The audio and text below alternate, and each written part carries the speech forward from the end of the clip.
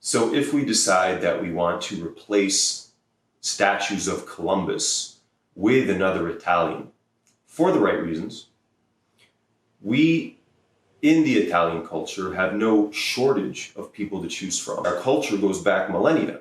So how far back do we go, and how is it apropos to the fact that we're Italian American in the way that Columbus was apropos?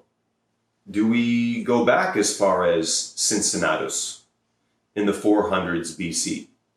Cincinnatus was working his farm just outside Rome when he gets word that the Roman people have freely elected him dictator to face an existential threat. And so he leaves his farm to accept this unilateral position to lead the Republic in a time of crisis. And then as soon as the crisis is over, he goes back to his farm. That is very apropos and indicative of something that is today an inherently American mindset. Do we pick a Sicilian? Que pensiero? Archimedes, who was a mathematician in Sicily in the 200s BC.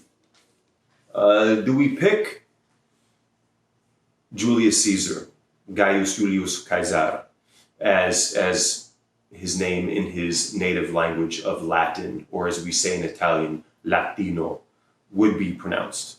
Because these were people, particularly Julius Caesar, who was the freely elected head of state, who in a very Roman and American tradition refused to usurp power throughout his entire career and pushed legislation indicative of people power, as opposed to the inherently corrupt and exclusive political enemies of a different political party than him.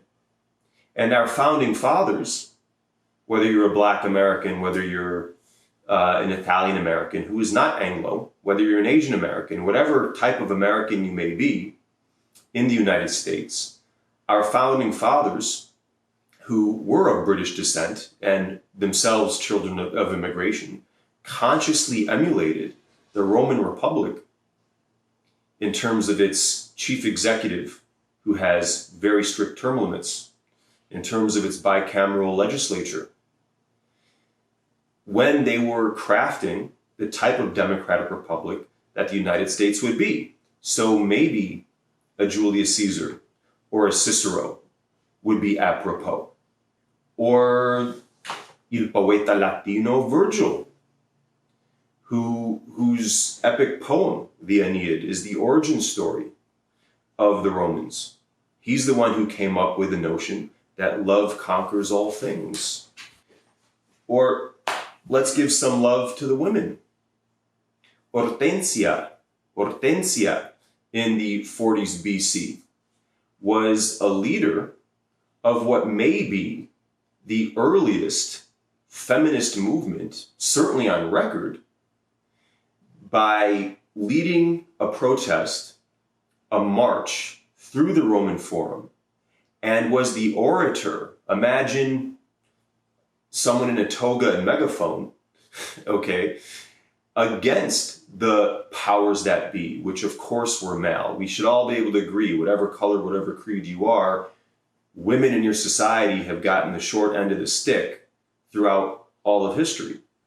But she was the leader of a feminist movement against the powers that be that wanted to tax female property owners to fund the men's war.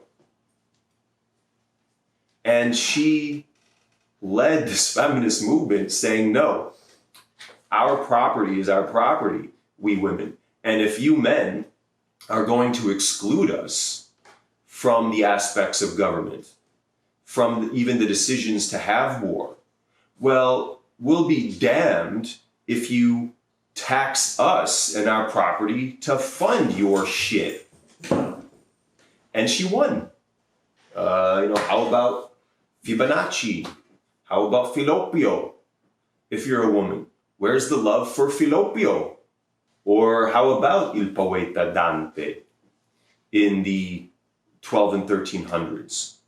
The person whose Inferno, whose Purgatorio, whose Paradiso was such an amazing artistic and literary representation of our culture throughout the entire peninsula, that his language, his dialect, is essentially what today is the Italian language.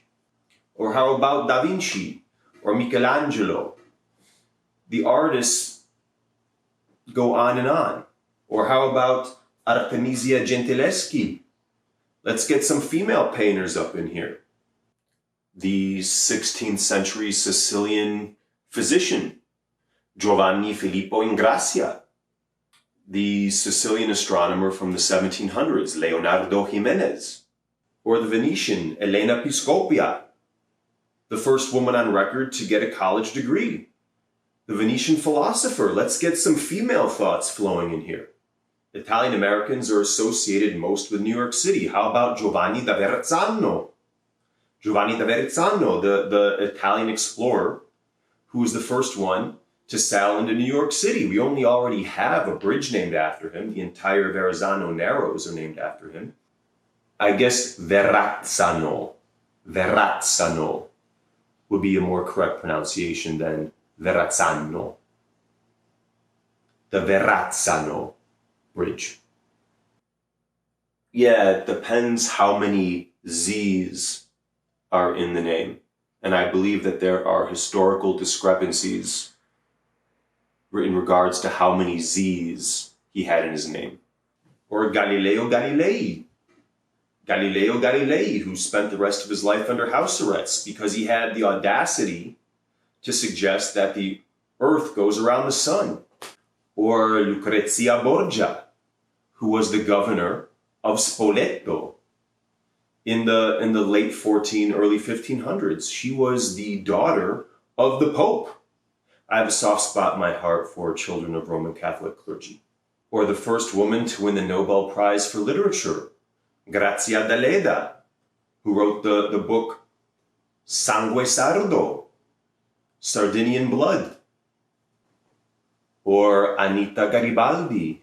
Anita Garibaldi was the Brazilian wife of one of the fathers of Italian unification, Giuseppe Garibaldi. And she fought with him on the battlefield and died during Italian Revolution that failed in the 1840s. That might be apropos for the US, for Italian Americans. She was an American, she was Brazilian. Or the great Sicilian novelist and playwright, Luigi Pirandello. And I haven't even gotten to the fathers of opera, Claudio Monteverdi, for instance. Or Giuseppe Mazzini might be a good choice. A philosopher, the philosophical heart behind the unification of Italy, which was achieved toward the end of his life in the 1860s, when there was just barely a concept for the first time since ancient Rome, of the Italian people, il popolo italiano, un popolo latino, united for the first time since ancient Rome. This was a man who was from the same city as Christopher Columbus, and he went against the grain to philosophically inspire Italians and other Europeans to the notion, sort of like free Tibet, free Italy, to free it of the foreign occupiers like Spain and France in the south, for the conglomerates of Italian city-states in the north to come together as a united Italian people. This was a guy who was condemned to death more times than maybe he could even count largely in absentia, which is in his absence, Latin for a legal term, Latin legal term. He sort of got his career started with a book called Dell'amor patrio di Dante. Dell'amor patrio di Dante. The poet Dante from centuries before him. And Dell'amor patrio di Dante, you Spanish speakers may recognize that because it's from Latin also, as Dante's patriotic love. So he's invoking the wonderful literary history of the Italian people to foment revolution. He was someone that, amidst a plethora of kingdoms throughout Europe, believed in the notion of a republic. And republic comes, repubblica in Italian, comes from res publica, which is Latin, the language of the Romans, or as we would say in Italian, Latino. And res publica essentially means a public affair. So the Romans, in Italian civilization, believed that government was a public affair, not one of a king or a dictator or of private property, but of public business. And Mazzini was definitely an advocate and a champion of that tradition, which is the same tradition, one of Italian, Latin, Roman, Romanità, Latinità, which the American founding fathers decided to emulate.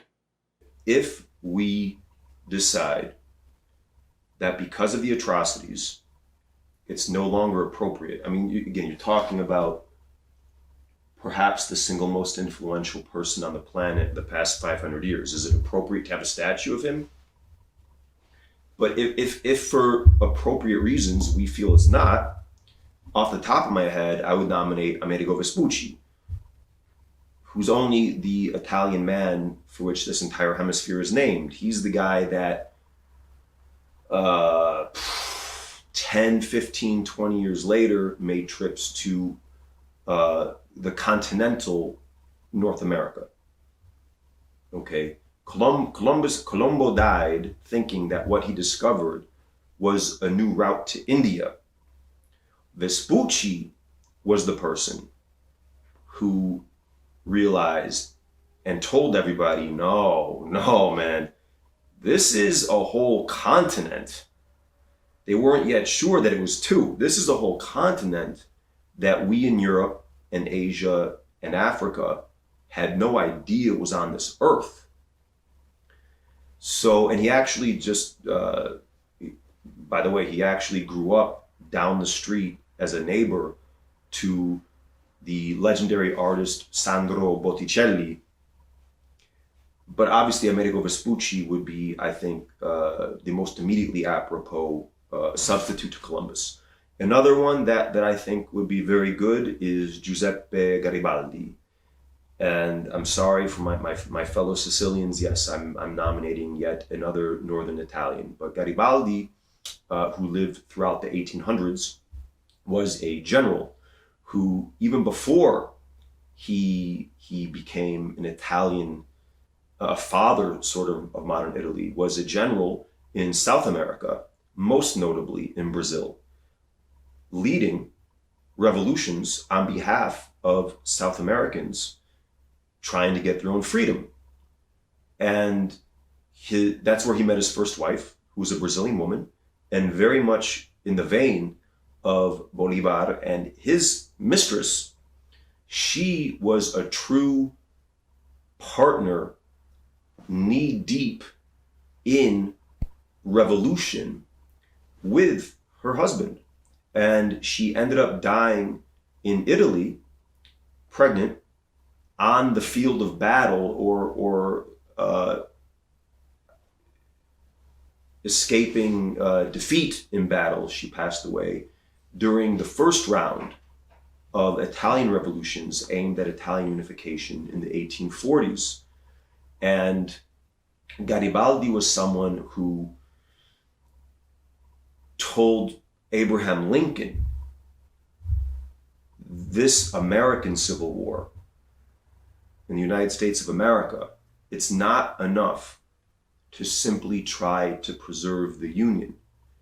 Your civil war has to be about the ending of slavery. That is something that the world can rally behind. That is something that is a moral victory even greater than the preservation of the Union.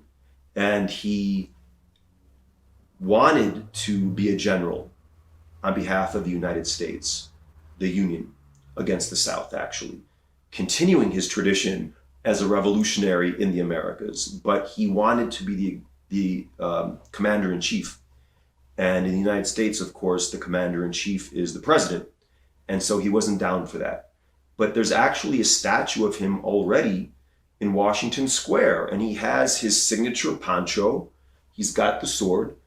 And in 1848, he was the general that, with the philosopher Giuseppe Mazzini, led the Roman Republic of 1848-49, which actually ousted the Pope. The Pope was essentially a king of states in southern Italy, and the people demanded democracy, and the Pope fled.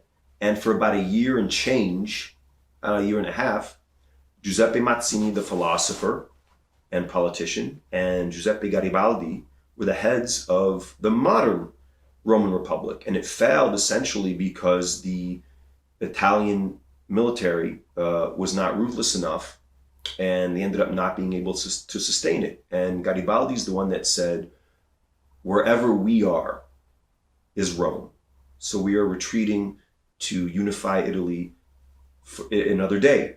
And that happened in the 1860s. And so he, being from the north, gathered an army of his own volunteers and went south to Italy by way of the sea. And he was the liberator of southern Italy, kicking out the foreign occupiers, freeing the southern Italians of foreign occupation, whereas the north was largely self-ruled. And so he unified the southern half of Italy, known as the Mezzogiorno, and basically in the center of Italy then met the forces coming from the north of self-ruled Italians. And he did something that was quite magnanimous.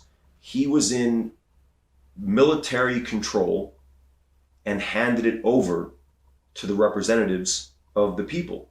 Now, you have to go back to the ancient Roman Republic to see that happening regularly on this earth, where people who had military power, because wars happen, because there are times you need to maintain order, and that, I'm sorry, we're all humans in the same shit.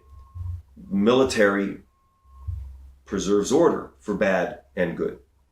But it was the ancient Romans that then, no, I'm not going to be a dictator. We had to preserve order. Now we're handing it over to the civil institutions of the people. After ancient Rome fell, the proliferation of that behavior was largely absent from this earth until 1800 years later in the United States of America. And people who do not understand history seem to not be able to appreciate the miracle of that fact. But Garibaldi did that. And so he sort of left the scene. I'm exaggerating, but he kind of left the scene when he helped unify Italy, handing it over to the civil mechanisms of government led by the people, so to speak. But in terms of a federal holiday, something that at a national level, at a pan-American level, deserves acknowledgement by everybody in terms of its influence, its apropos nature to all American people. Obviously, Amerigo Vespucci would be the person, whether you are an Italian American, whether you are an African American, whether you are an Asian American, whether you are any other kind of European American, whether you are a Latin American. Obviously, you are referring to yourself specifically through a scope of an Italian man named Amerigo Vespucci.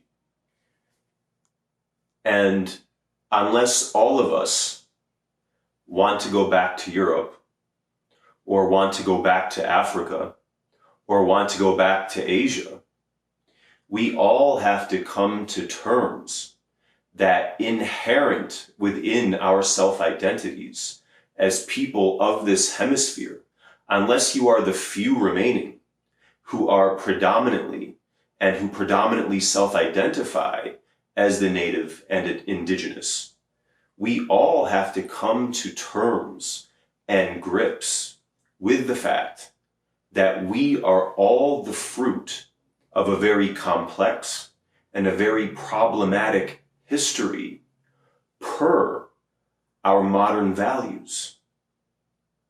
Do you, do I, do we have the courage to face those truths?